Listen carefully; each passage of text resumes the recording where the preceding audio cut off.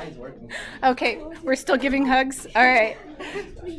Okay, so do we remember anything from a few weeks ago? Okay, a little bit. Okay, so one of the things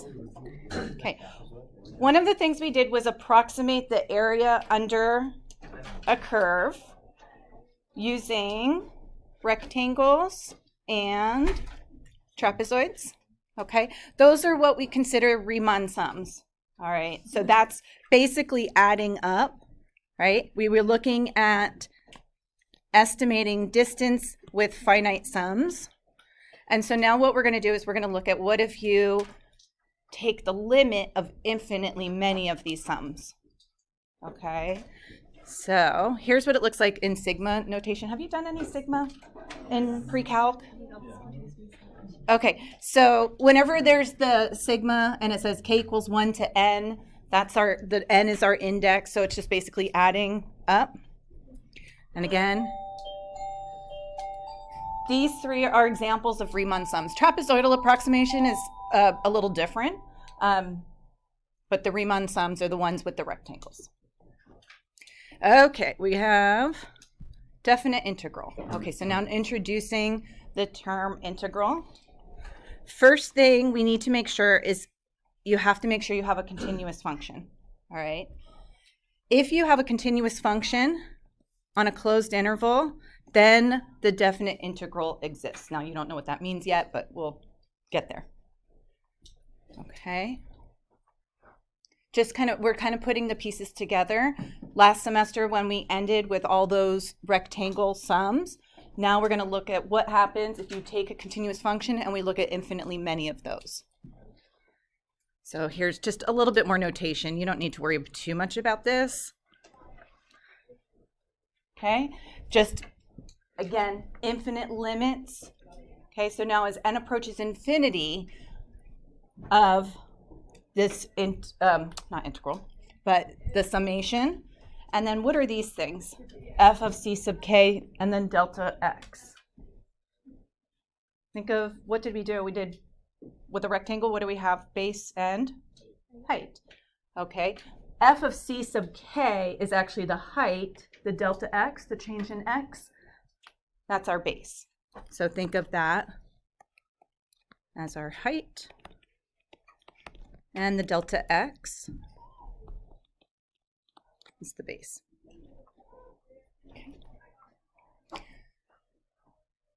Now, sigma notation, we actually don't use very much in Calc AB. It's used much more in BC. So you just need to kind of understand the basics of the sigma notation. Okay, we're all so quiet. Just still on like winter break mode? Okay. Okay, now what we're gonna do, we're gonna change the summation to an elongated S. Okay. They mean the same thing. Okay, sigma is Greek, right? And then we turn it into a Roman elongated S. They both represent sum. Now, what are all these little pieces here? We have an upper limit of integration, lower limit of integration. Okay, so generally speaking, A is less than or equal to B. We'll see what happens if they're switched around. So think of this as our closed interval from A to B. So again, what are we doing? We're taking the integral of f of x dx. What does that look like from this notation? The f of x, that's like our height, right? That's the curve. And dx, that's our delta x. Okay. Now, just to make sure, these two must be the same.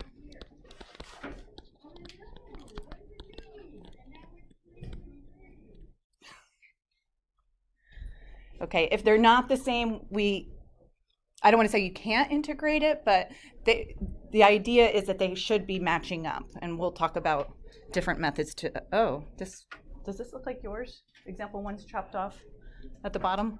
Yes. Oh, that's not nice. Okay. All right, so our first example, so basically what I want you to practice in this one, we're not really doing a whole lot of math. We're just going to rewrite this in this notation. Okay, so taking this notation with the limit and rewriting it in this form. Okay, so, oh, is this one an extra, Abby? Did everybody get one? Yeah? Okay. So, practice making our integral sign. Okay, just like, doesn't have to be fancy, it's just a elongated S. What are we going to put at the bottom and then at the top? We're going to put the -7, this is our A, and this is our B. So we'll put -7 and 5. Okay, then what?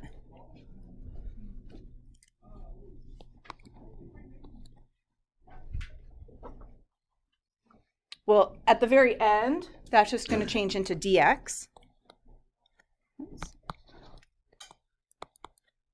And what's it going to be inside? X squared minus 3x. Yeah, x squared minus 3x. That's all we're doing. We're not doing any math. We're just rewriting that notation. Okay, what's the next one going to be? What goes on the bottom? 2, and at the top, 3, and then 1 over 1 minus x, and then dx. That's all. Okay.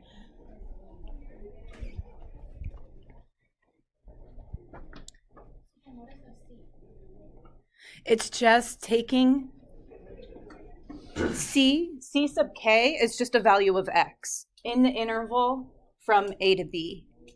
That's all. It's just a value of x. So when we rewrite it, we're just replacing all the c sub k's. We're just replacing those with x. That's all. Okay, now we're going to define what does this integral represent? Well, what were we talking about before with the rectangles and everything? The area. So when we look at the definite integral, that is representing the area under the curve from A to B.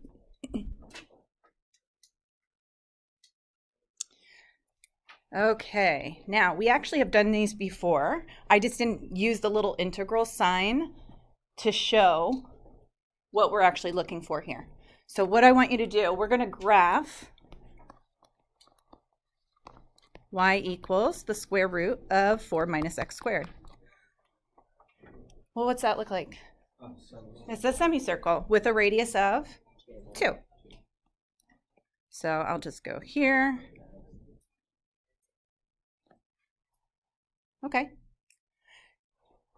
Now, I didn't actually teach you how to integrate this by hand. So instead, we're just using our geometry formulas. So how do we evaluate the integral? That's what's the semicircle? 1/2 pi r squared. Yeah. It's the area under the curve. Okay, so when I'm looking for this area,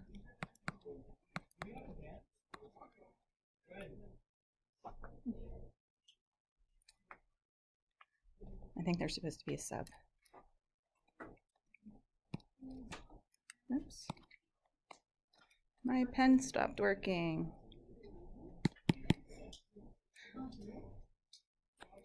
Okay, that's not good. If you had an early dismissal form from last year, please be sure to run it. So we'll go ahead and graph, right? Think of this is y equals. So we have a y-intercept of 4, slope is 2, so. Today is Adam's Dinner Day. At lunch, we have cake eating contest. And tomorrow is Wild West Day. Thank you all so much, and I hope that you guys have an amazing Tuesday. It's the change in, okay. Here's the thing. We're just interpreting what this means is the area under this curve from -2 to 2. So just kind of get used to putting that dx at the end. This integral and that dx go together. So basically the integral, whenever you see an integral, right, and there's going to be something and it's dx, it just means find the area under the curve. Right, but just like the dx part, like how did you know how come d is like 1 half? Oh, no. It's just the formula for the area of a semicircle, 1/2 pi r squared. That's all. So like the next one, what do I end up with? I end up with what shape? A triangle. So what's the area of a triangle? Yeah, so what's the base of the triangle? 2. The height is 4. So the whole area is going to be 4. Okay? So it's just, we've already done this in a sense. We did this when we were referring to like velocity, and I would say, oh, how far did the car drive or whatever? And we found the area under the curve. I'm just giving it a new format, basically. It's just new symbols. Okay. What happens when the graph goes below the x-axis? What do you think is going to happen? It's going to be a negative answer, basically. So if I'm looking, oh, there should be a negative sign in front. If I'm looking at negative square root of 9 minus x squared, this is going to be negative 1/2 pi times 3 squared, which gives us what? Negative 9/2 pi. That's all. Okay. So graphs that are above the x-axis are positive, and anytime it dips below the x-axis, that counts as a negative integral. And then an extension of that is what happens in, like in the next example, you have an area above, and then you will subtract the area below. Okay, so just keep in mind, anything that's above the x-axis, this is a positive, and that's a negative. So just looking at this, do you think the integral is going to end up being a positive number or a negative number? Negative, because we can see that there's more region below the x-axis. Good? Okay, so let's evaluate that integral. Again, we've kind of already done this. We just haven't done anything that goes below the x-axis yet, but that's pretty easy. What do we get for the area of the first part? 2, right? 4 times 1. I know, I'm not trying to trick you, I promise. And then what's this? We can make that a trapezoid, right? The height of the trapezoid is 3.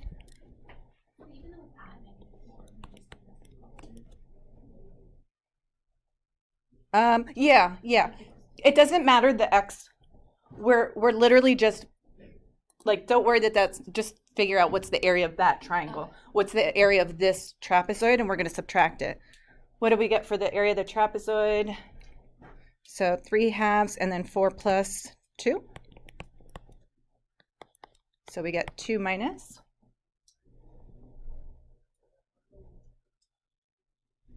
Minus 9, yeah. Again, not trying to trick you. So we get that as negative 7.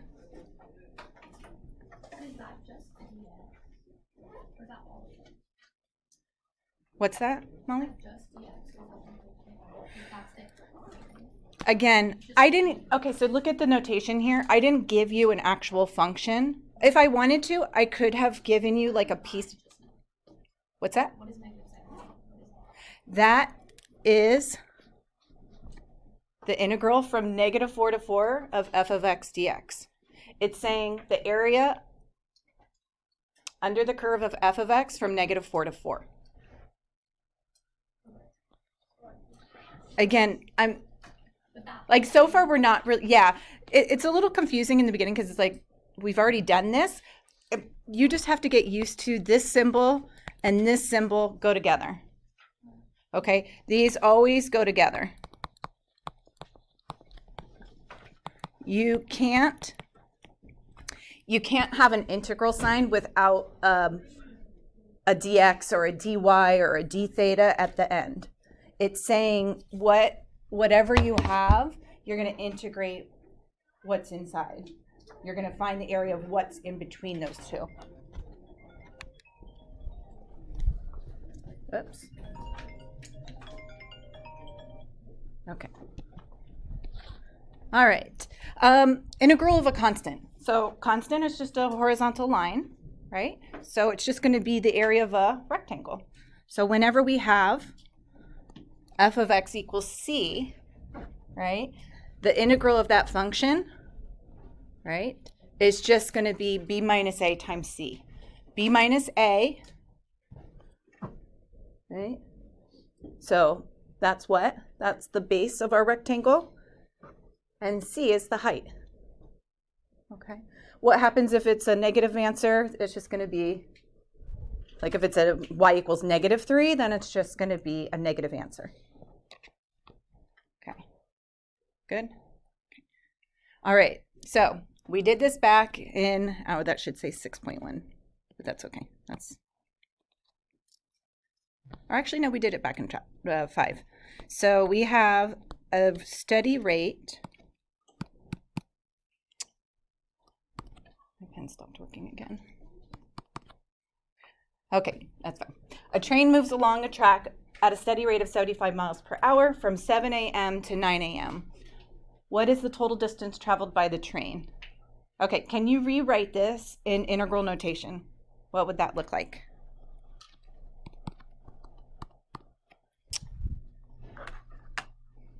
Things are not working out well this